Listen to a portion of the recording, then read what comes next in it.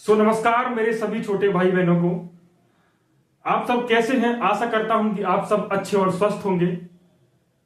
दोस्तों, जैसे मैंने आपसे वादा किया था कि मैं इन लास्ट के 30 दिनों में मैं आपको कक्षा 10वीं का गणित पूरा सॉल्व कराऊंगा दोस्तों। लेकिन शर्त सिर्फ एक ही है कि इन 30 दिनों में मेरा साथ आपको देना पड़ेगा। मैं गारंटी से कहता हूं दोस्तों, अगर मेरे साथ जिस भी बच्चे ने 30 दिन मेहनत कर ली उसका मैथ मैं इतना करवा दूंगा दोस्तों कि आपके बोर्ड एग्जाम में कोई सा भी क्वेश्चन आ जाए आप उसको करके ही आओगे दोस्तों और पूरे पूरे नंबर लाओगे। तो चलिए दोस्तों, इस वीडियो को हम शुरू करते हैं। आज पहला लेक्चर है तो दोस्तों आज हम गणित की शुरुआत करते हैं और पहली ही पार्ट की पहली प्रश्नावली को हम सॉल्व करेंगे।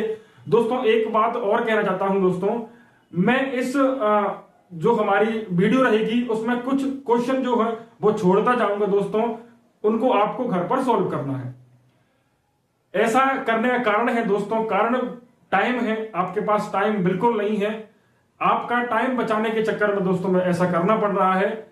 लेकिन आपको जो भी क्वेश्चन नहीं आए उस क्वेश्चन को मुझे कमेंट बॉक्स में लिखना, मैं आपको उसे तुरंत करा दूंगा दोस्तों। तो चलिए आइए इस वीडियो को शुरू करते हैं। पहला क्वेश्चन जो हमेशा देखने को मिलता है बोर्ड एग्जाम में वो दिया है 140 संख्या को अभाज्य गुणनखंड के गुणनफल के रूप में व्यक्त करना है दोस्तों। अब बहुत सारे स्टूडेंट होंगे जिन्होंने कर लिया होगा पहला, लेकिन मैं उन स्टूडेंट के बारे में बात कर रहा हूं जिन्होंने नहीं किया दोस्तों। तो दोस्तों मैं इसको बिल्कुल पूरा सॉल्व कराने वाला हूं, बिल्कुल बेसिक से लेकर, जिससे आपको कोई समस्या नहीं आए। तो चलिए, हमें 140 संख्या दी है, उसके हमें अभाज्य गुणनखंड के गुणनफल ज्ञात करने हैं। तो दोस्तों इसका मतलब यह है, अभाज्य गुणनखंडों के गुणनफल का मतलब यह है दोस्तों कि हमें इसे डिवाइड करते जाना है और भाग भी ऐसा करना है, हमें सबसे छोटी संख्या से स्टार्ट करना है। तो चलिए दोस्तों, मैं आपको सॉल्व करने के लिए बिल्कुल आसान तरीका बता दूं। हमें सिर्फ संख्या भले ही कितनी बड़ी हो, हमें सिर्फ लास्ट का डिजिट देखना है, हमें सिर्फ लास्ट की संख्या देखनी है। इसमें लास्ट में 0 दिया है दोस्तों, तो हमें चेक करना है कि 0 किसकी टेबल में आती है। तो आपको चेक करना है पहले 2 से, ठीक है। 2 के बाद अगर 2 में नहीं आता तो फिर आगे बढ़ना है 3, 3 के बाद आगे 4। ऐसा नहीं करना दोस्तों कि आप डायरेक्ट 4 से या 5 से डिवाइड कर दो। तो दोस्तों 2 की टेबल में हमेशा 10 आता है और 10 में 0 आती है, तो हम इसे 2 से डिवाइड करेंगे। 2 से डिवाइड किया तो 2 से करूंगा 2 7 14 और 0 की 0, ठीक है। अब आगे हमारा कितना आ गया 70। तो इस 70 में भी हमारे पास लास्ट में 0 है, यानी ये संख्या भी 2 से डिवाइड होगी। जब मैंने इसे 2 से काटा तो यहां पर 7 को काटूंगा मैं, तो 2 3 6 बार जाएगा, इस 7 में से 1 बचेगा तो इधर 10 हो गया। इसको 2 5 10। चलिए अब लास्ट में दोस्तों 5 है, तो 5 का मैं नियम बता दूं, जब भी संख्या में लास्ट में 5 आती है वो संख्या 5 से डिवाइड होगी दोस्तों, ठीक है। तो इसे हम 5 से डिवाइड करेंगे, तो 5 से किया।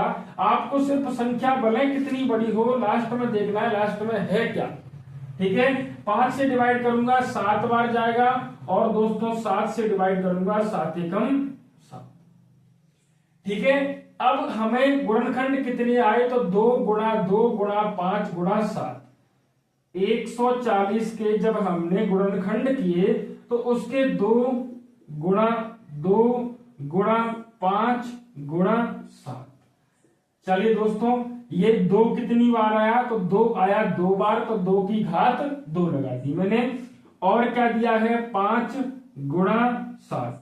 दोस्तों ये हमारा आंसर होगा इस सवाल का। ये क्वेश्चन आपको बार बार एग्जाम में आता है और वो भी 2 नंबर का। तो सिर्फ इतना करना है हमें और आपके 2 नंबर क्लियर दोस्तों। अब ऐसा नहीं कि यही क्वेश्चन आए 144, इसकी जगह कुछ भी लिखकर आता है दोस्तों। 156 भी आ सकता है, 196 भी आ सकता है। तो आप इस प्रकार से कर सकते हो। मेरा सिर्फ समझाने का तरीका इतना है कि सवाल की संख्या भले कोई हो, लेकिन आपको विधि आना चाहिए, ठीक है, और आप उसको करके आ सकते हो। तो इस प्रकार से आपको करना है। मैं आपको एक बार और समझा दोस्तों, 140 को काटा हमने 2 से 70 बार, फिर 2 से काटा 35 बार गया, फिर 5 से 7 बार, फिर 7 से 1 बार। इसको बोलते हैं अभाज्य गुणनखंड के गुणनफल। ठीक है, अब इसको आप नोट कर लीजिए दोस्तों। मैं अगला क्वेश्चन इसी पर लिख देता हूं। ठीक है, इसको मिटाकर, तो 1 मिनट में आप इसको नोट कर लीजिए।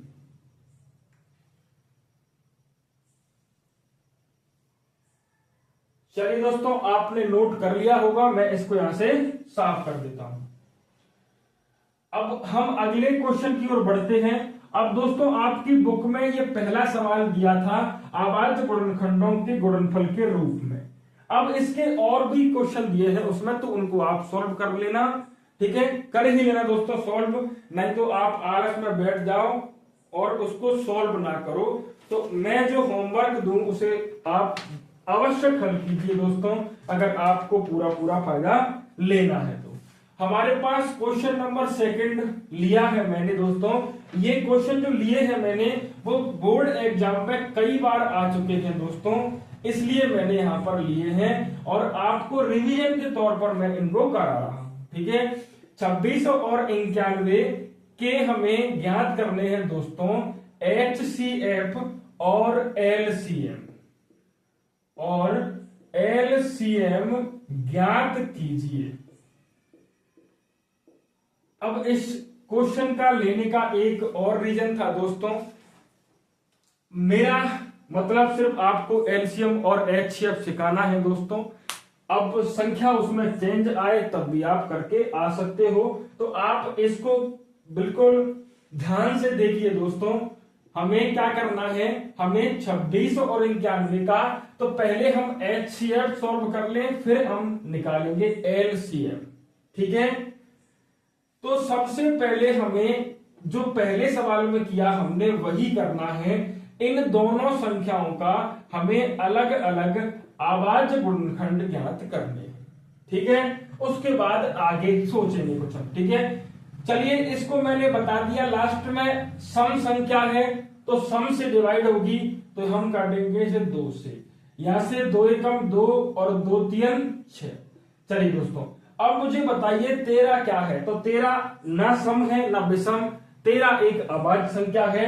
अभाज्य संख्या हमेशा खुद से डिवाइड होती है, तो 13 एकम 13। चलिए इसको सॉल्व कर लिया, इसको सॉल्व करेंगे। लास्ट में 1 है और 1 विषम संख्या में आती है दोस्तों, तो इसे हम डिवाइड करेंगे 3 से। 3 से चेक करना, अगर डिवाइड होती है तो चेक करेंगे। ये 3 से डिवाइड नहीं होगी दोस्तों। 3 के बाद विषम संख्या आती है हमारी 5। क्या लास्ट में 5 दी है? तो नहीं दी, तो हम 5 से भी इसे चेक नहीं करेंगे। आगे 7 आती है तो 7 से डिवाइड हो जाएगी शायद। 7 एकम 7, यहां पर 2 बचे तो ये होगा 21, तो 7 या 21। अब इसमें फिर 13 आ गया, तो 13 एकम 13। चलिए अब मैं आपको बताता हूं एलसीएम और एचसीएफ कैसे निकालते हैं। ठीक है, तो सबसे पहले हमने 26 के अभाज्य गुणनखंड किए, तो वो कितने आए? तो वो आए 2 गुणा 13। आगे हमने 91 के किए, तो वह निकल के आए हमारे 7 गुणा 13। ठीक है, ये सवाल आपके बोर्ड एग्जाम में 3 नंबर का आता है दोस्तों। चलिए मैं आपको सिखाता हूं पहले एचसीएफ निकालना। क्या? एचसीएफ निकालना बिल्कुल सिंपल है दोस्तों। सिर्फ आपको संख्या 1 2 3 4 कितनी भी संख्या दी हो, आपको उन दोनों और तीनों संख्याओं में ऐसी संख्या देखनी है जो दोनों में अब तीनों में कॉमन हो। यहां पर 2 दिया है, क्या नीचे 2 दिया है कहीं पर? तो दोस्तों नहीं दिया। आगे एक संख्या और है 13, तो आप चेक कीजिए क्या 13 एक संख्या दूसरी में 13 है? तो मैं कहूंगा दोस्तों 13 इसमें भी है और 13 इसमें भी है, दोनों में कॉमन है। तो हमारा एचसीएफ जो होगा वो कितना होगा दोस्तों? वो होगा 13। आशा करता हूं कि आप बिल्कुल आसानी से समझ चुके होंगे दोस्तों। एचसीएफ कितना होगा? 13। अब आगे एलसीएम निकालना है, लघुत्तम समावर्तक निकालना है दोस्तों। तो एलसीएम में हमेशा एचसीएफ तो आता ही है दोस्तों। ये दोनों संख्या जो कॉमन थी उनकी मैंने यहां पर भी 1 लिख लिया। उसके बाद HCF तो यहां तक हो गया। LCM में क्या होता है दोस्तों, जो संख्या बची उनका भी हम गुणा करते हैं। इसमें क्या बचा 2, इसमें क्या बचा 7, तो 2 गुणा 7। चलिए अब गुणा कर लीजिए, 13 7 91, 91 का डबल होगा दोस्तों 182। तो ये तो रहा आपका HCF और ये रहा आपका LCM। जो भी क्वेश्चन में आपको दिया हो बोर्ड एग्जाम में, अगर आपसे LCM के बारे में कहे तो आपको सिर्फ LCM निकालना है, अगर HCF के बारे में कहे तो आपको सिर्फ HCF निकालना है। ठीक है दोस्तों, दोनों संख्याओं में कॉमन होगी उसे HCF बोलेंगे, और HCF के अलावा जो भी संख्या बची उनका गुणा करने के बाद हमारा LCM निकल के आएगा। इतना कुछ था दोस्तों, तो इसको भी आप नोट कर सकते हो, और इसके सवाल और भी दिए हैं तो उनको आपको सॉल्व करना है बिल्कुल ईमानदारी से दोस्तों। ठीक है, बेईमानी मेरे साथ बिल्कुल नहीं करनी। ठीक है, मुझे पता पड़ गया कि आपने नहीं किए तो मैं घर घर आके मारूंगा। ठीक है, तो मजाक कर रहा हूं, घर घर किसी के कहा जाएंगे, तो आप इसको नोट कर लीजिए। उसके बाद अगला क्वेश्चन की ओर हम चलते हैं। ठीक है, 1 मिनट का समय मैं आपको देता हूं।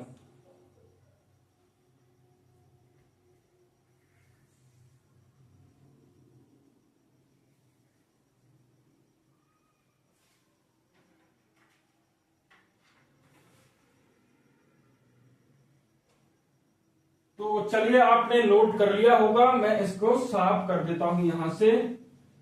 ठीक है, क्योंकि मैं आपके समय को बचाने के लिए चक्कर में हूं दोस्तों, इसलिए जल्दी जल्दी कराना पड़ रहा है।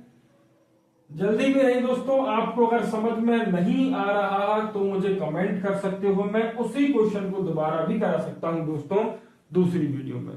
ठीक है, तो जो भी समस्या हो कृपया करें मुझे बता दें दोस्तों। ठीक है, कोई भी समस्या आए, और अगर आपको ये वीडियो अच्छी लग रही है दोस्तों तो इसको अधिक से अधिक शेयर करें अपने दोस्तों के साथ, जिससे उनका भी भला हो सके। और एक लाइक आप करके जाइए, और प्यारा सा कमेंट बिल्कुल करके जाइए। और कमेंट नहीं भी करना तो वो वाला कमेंट अर्जेंट करना है जो आपको समस्या है वो वाला। ठीक है, बिल्कुल उसमें बिल्कुल आलस नहीं करना। जो भी समस्या है मैं उसको क्लियर करूंगा बिल्कुल दोस्तों, जब तक वो क्लियर नहीं होगी जब तक मैं उसे बताता रहूंगा। चलिए आगे, हमारा क्वेश्चन नंबर 3 जो लेना है हमें, वो क्वेश्चन नंबर लिया है मैंने 3। ठीक है, ये सारे क्वेश्चन दोस्तों आ चुके पहले और आते हैं हर बार इसी प्रकार से, इसी विधि के द्वारा। ठीक है, तो अभाज्य गुणनखंड विधि द्वारा, चलो लिख रहा हूं दोस्तों, अभाज्य गुणनखंड विधि द्वारा 12 15 और 21, 12 15 और 21 के HCF और LCM ज्ञात कीजिए।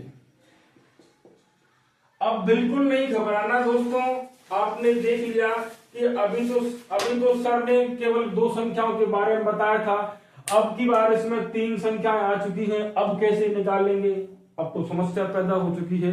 तो ऐसा बिल्कुल नहीं करना, मैंने आपको पहले ही बता दिया है, संख्या कितनी भी हो हमें एक ही विधि लगानी है जो हमने सीखी है। ठीक है, तो चलिए इसको भी आपको सॉल्व करा देता हूं। मैंने ये क्वेश्चन इसलिए लिया है कि ये क्वेश्चन बार बार आता है इसलिए। ठीक है, नहीं आप बोलोगे सर ने ये वाला क्वेश्चन तो कराया नहीं, सर ने कराया 2 संख्याओं के वाले और यहाँ पर 3 संख्या आ चुकी है, तो ऐसा नहीं चाहता मैं कि आप बाद में मुझसे गाली दो। ठीक है, यहाँ पर एक संख्या हमारी 12 दी है, एक संख्या हमारी 15 दी है और एक संख्या हमारी 21 दी है। तो मैंने सबसे पहले कहा तुमसे, सबसे पहले सभी संख्याओं के हमें अभाज्य गुणनखंड निकालने हैं। चलिए, लास्ट में 2 दिया है, 2 से डिवाइड, 2 6 बार, 2 से 2 3 6 और 3 से 3 एकम 3। इसमें दोस्तों 3 से 5 15, 5 एकम 5, ये दोस्तों 21 3 की टेबल में आता है, 3 21 और 7 एकम 7। लिख लीजिए आप, जब आपने 12 के किए तो कितने, 2 गुणा 2 गुणा 3, ये गुणनखंड कहलाते हैं दोस्तों। आगे जब आपने 15 को सोल्व किया तब आपके पास क्या निकल के आया, तो 3 गुणा 5। जब आपने 21 किया तो क्या निकल के आया, 3 गुणा 7। एक बात और बता दूं दोस्तों, ऐसा नहीं करना कि आपको आ रहा है 21 तो आपने यहां पर डायरेक्ट लिख दिया, इसको सोल्व कर लेना जिससे आपको नंबर ना कटे। ऐसा कर दोगे तब भी ठीक है, लेकिन क्या फायदा कि फालतू को नंबर काट ले, ठीक है। तो ऐसा बिल्कुल नहीं करना, हमें सोल्व करना है पूरा, जिससे समस्या ही पैदा ना हो नंबर कटने की, ठीक है। चलिए मैंने आपको बता दिया पहले ही, जब हम HCF निकालते हैं तो क्या होता है, तो HCF निकालते हैं दोस्तों तो हम ऐसी संख्या देखते हैं जो सभी संख्याओं में कॉमन दिखे, यानी सभी संख्या में हो। तो मुझे बताइए इसमें ऐसी कौन सी संख्या है, तो मैं कहूंगा दोस्तों 3 यहां भी है, 3 15 में भी है और 3 21 में भी है। समझ रहे हो दोस्तों। अब आप और किसी संख्या को चेक कर लो, अगर 2 यहां से लोगे तो 2 फिर नीचे नहीं है, अगर 5 लोगे तो 5 फिर इन संख्याओं में नहीं है। तो केवल 3 एक ऐसी संख्या है जो सभी संख्याओं में कॉमन है। तो हमारा इस क्वेश्चन का जो HCF होगा वो होगा 3। ठीक है दोस्तों। आगे LCM, तो मैंने कहा था LCM में हमेशा HCF तो आता है, यानी कि जो कॉमन संख्या है उसकी तो हम एक लिख ही देंगे, उसके बाद जो बचा उसका गुणा करना है हमें। जैसे कि यहां पर 2 गुणा 2, यहां पर 2 गुणा 2, और इधर बचा 5 तो गुणा में 5, इधर बचा 7 तो गुणा में 7। अब इनका गुणा कर लीजिए। गुणा करने का भी नियम मैं आपको बता दूं, आपको हमेशा 5 से गुणा करना है जहां से 5 दिया हो। मैंने किया 5 दूना 10, 10 दूना 20, 20 किया 60, 60 की 6, 6 7 42, 42 और 42 के बाद 1 0। तो हमारा HCF क्या है, वो है भैया 3, और LCM क्या है, वो है 420। ठीक है। आशा करता हूं दोस्तों कि आपको बिल्कुल समझ में आ रहा हो। नहीं भी समझ में आ रहा है तो कोई समस्या वाली बात नहीं है, इसी वीडियो को दोबारा करके देख लेना। ठीक है।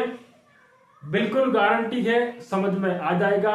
आज तक की पोजीशन में आपने इससे आसान नहीं पढ़ा होगा कहीं भी। ठीक है। तो इसको भी नोट कर लीजिए, और इसके भी सवाल दिए हैं 2 और, ठीक है, उनको भी आपको सोल्व करना है। ठीक है। मैं बार बार कह रहा हूं कि सभी सवाल जो मैं दे रहा हूं उनको सोल्व कर लेना। आप एक दिन करके देखिए उनको सोल्व, आपको बिल्कुल फायदा मिलेगा उससे 100%। ठीक है। तो नोट कर लीजिए।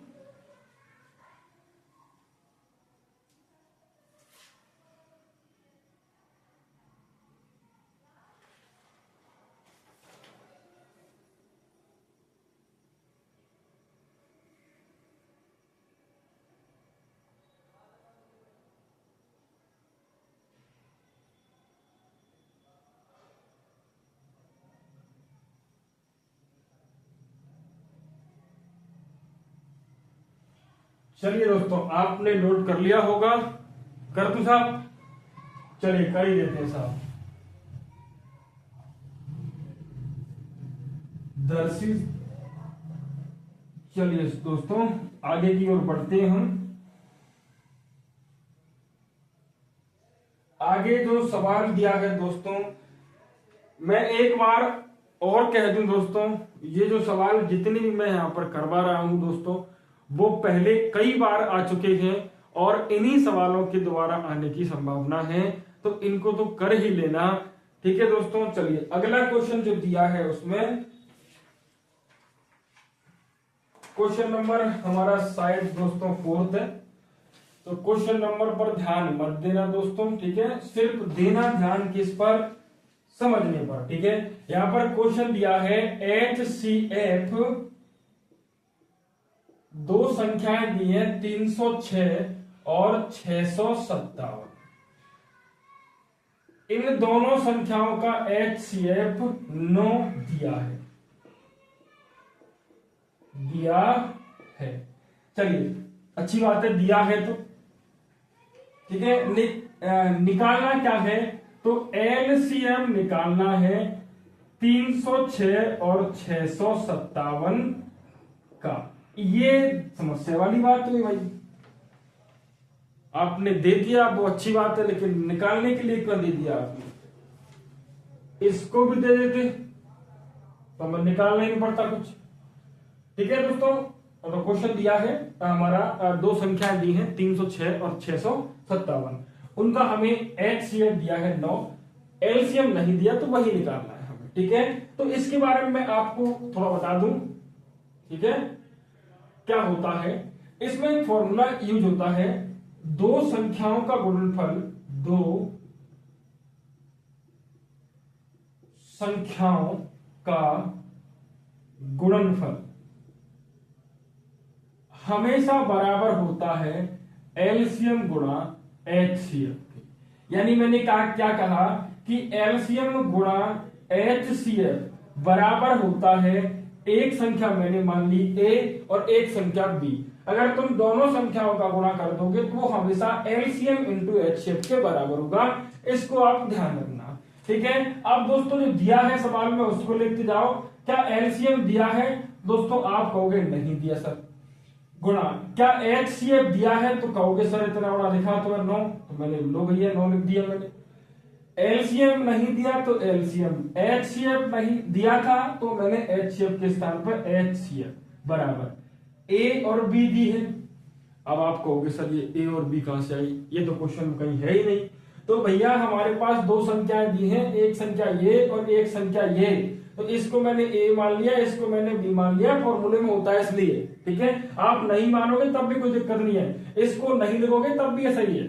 ठीक है, तो A यानी संख्या, पहली संख्या दी है 306 और संख्या दूसरी दी है हमारे पास 657। ठीक है, अब दोस्तों क्या होता है, इतना तो आपको पता होगा क्योंकि आप 10th क्लास में आ चुके हो। अगर हम यहां से LCM निकालेंगे तो LCM के जो बराबर में दिया है तो वो तो वही की वही रहेगा, 306 गुणा 657।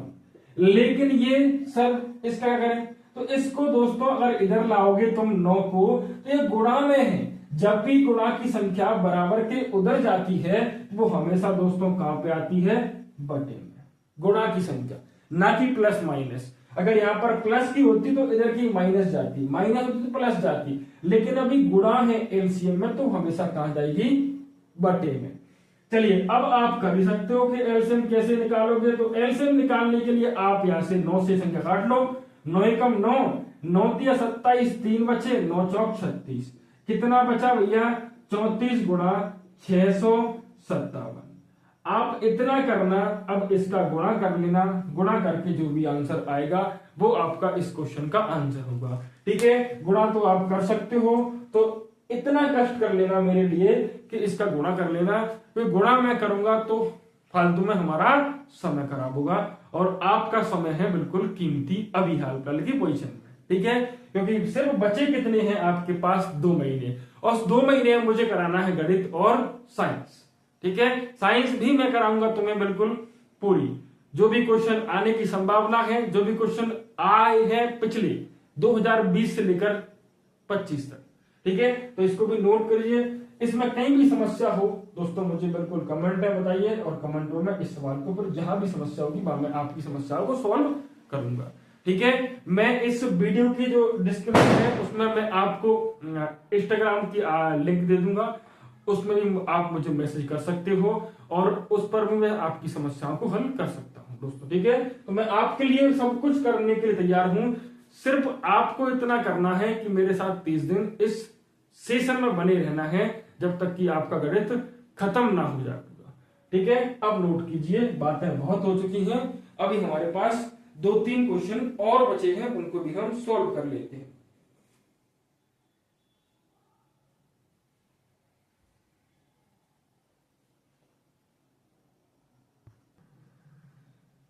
तो चलिए मेरे प्यारे भाई बहनों, आपने कर लिया होगा ठीक है, मैं इसको मिटा देता हूं।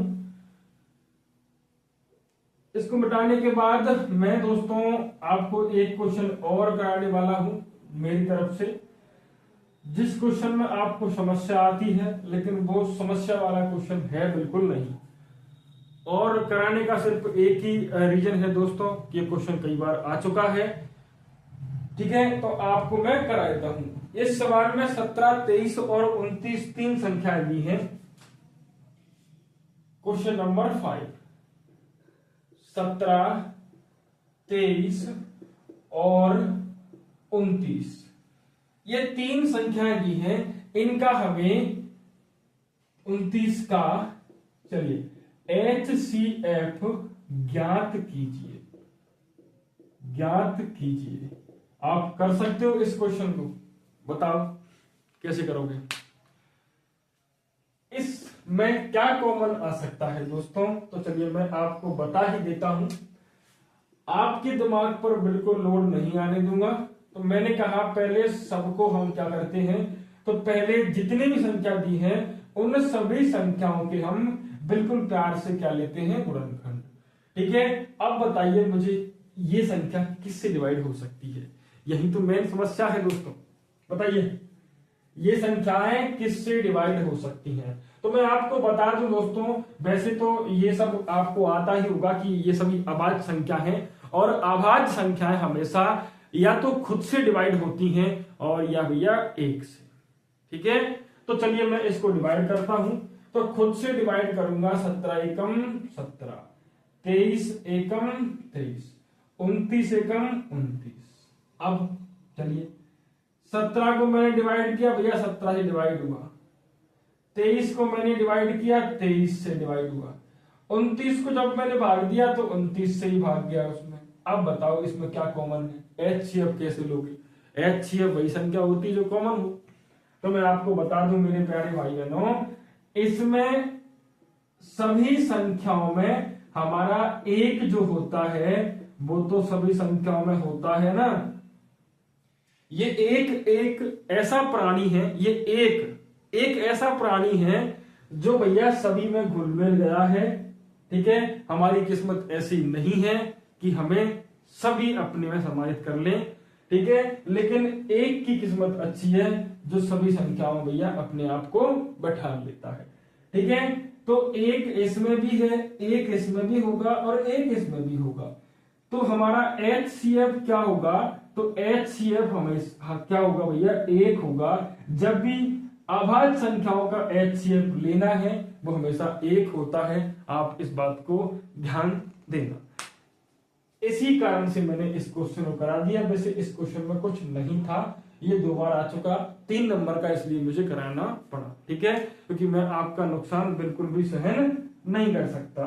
तो इसको भी आप नोट कर ही लीजिए, अच्छा रहेगा।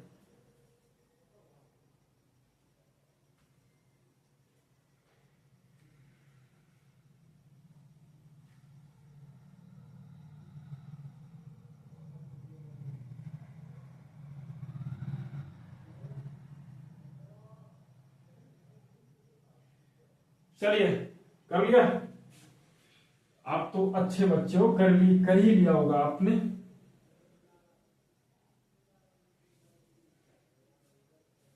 चलिए भैया अगला सवाल करते हैं हम। तो अगला सवाल दिया है, व्याख्या कीजिए कि।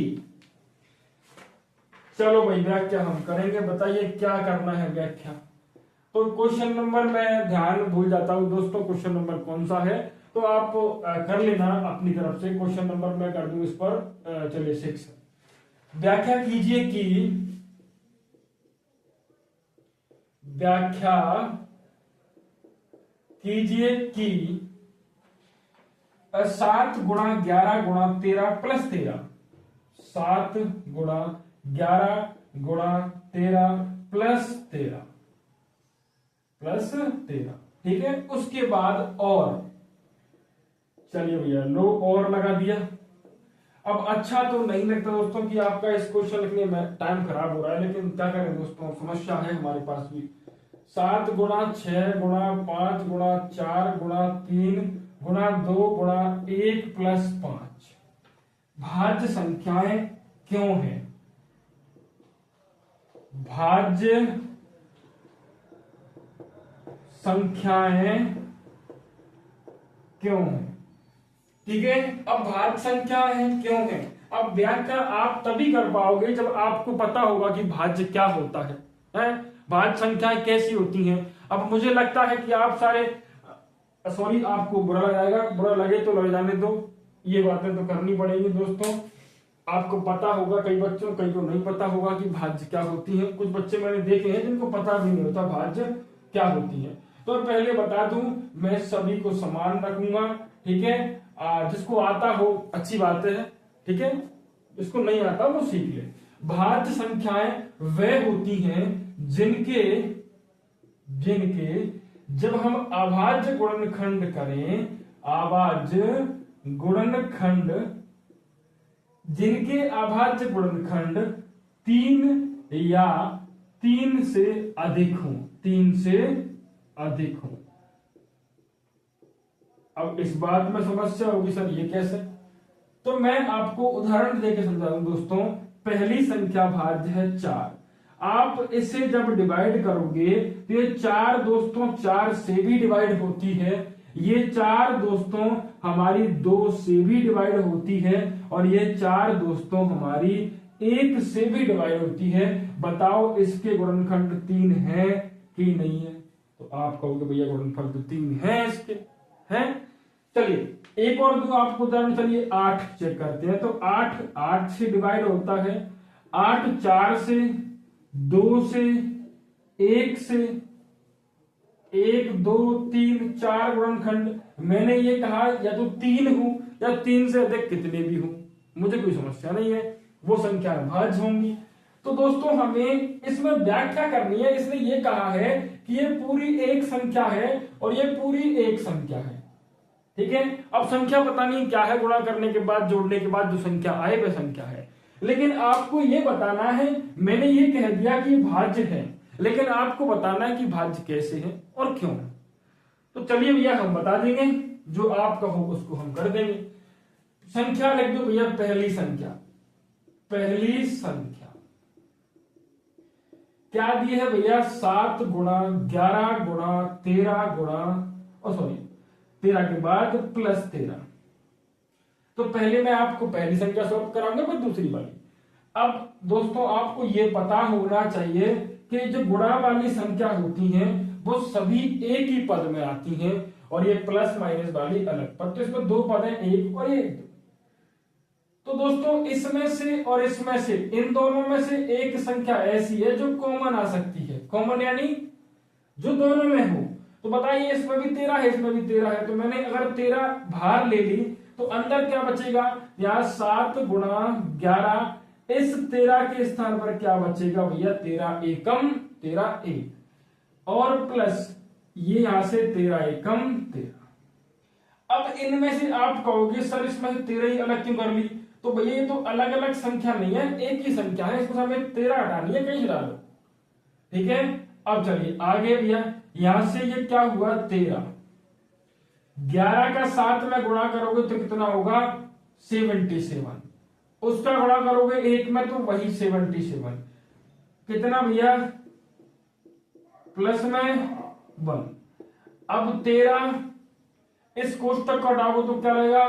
गुणा, और ये जोड़ोगे तो ये कितना हो गया? 78।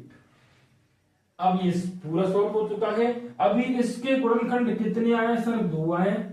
तो 2 आए तो समस्या कि हमें तो लाना है 3 या 3 से अधिक। तो आप ऐसा कर सकते हो भैया, इन संख्याओं में एक संख्या ऐसी है जो होगी भैया, एक तो होगी। तो बताइए अब गुणनखंड कितने हो गए? 3 हो गए। इतना ही तो करना था हमें। आप ऐसा नहीं कर सकते तो कर लो तो अच्छी बात है।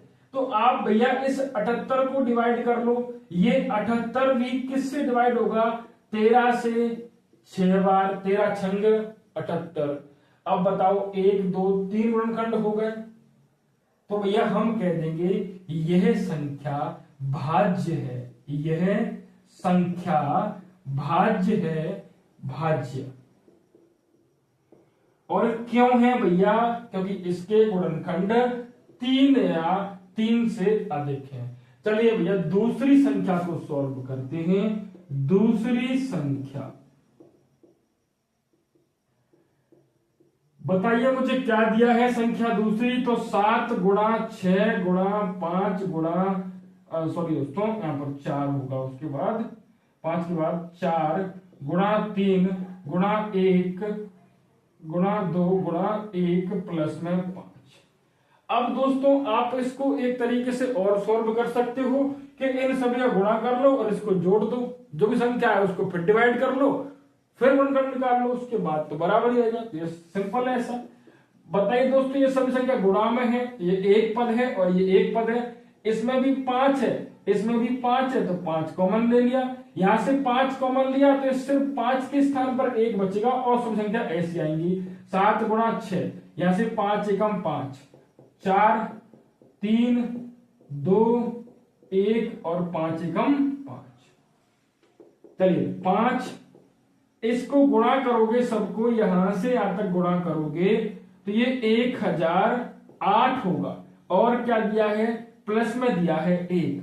5 इस कोष्टक कटाओगे तो गुणा आएगा और ये 1009। अब इसमें दोनों संख्याएं अभाज्य है, तो अभाज्य होने दो भैया, एक तो होगा ना हमारा, एक तो सब में आता है, तो एक लिख दिया हमने। अब बताइए गुणनखंड 3 हुए और 3 की हमें जरूरत थी, तो हम कह देंगे यह संख्या भाज्य है, यह संख्या भाज्य है। क्यों भाज्य भैया, क्योंकि भैया इसके गुणनखंड 3 है इसलिए। ठीक है दोस्तों, इसको भी सॉल्व कर लीजिए, ये भी समझ में आ ही गया होगा आपको। ठीक है, नोट कर लो।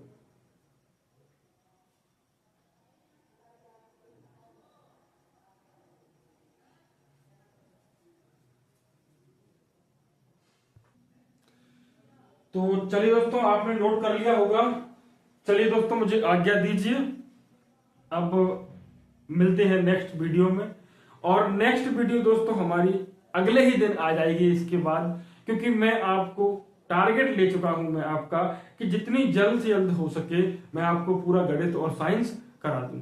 इस गणित पूरा होने के बाद मैं आपको साइंस चालू करूंगा, और साइंस चालू भी दोस्तों मैं ऐसा करूंगा बिल्कुल स्टार्ट से लेकर अंत तक, एक ही चित्र में पूरा चैप्टर खत्म। ठीक है, बिल्कुल आसानी से समझ में आएगा।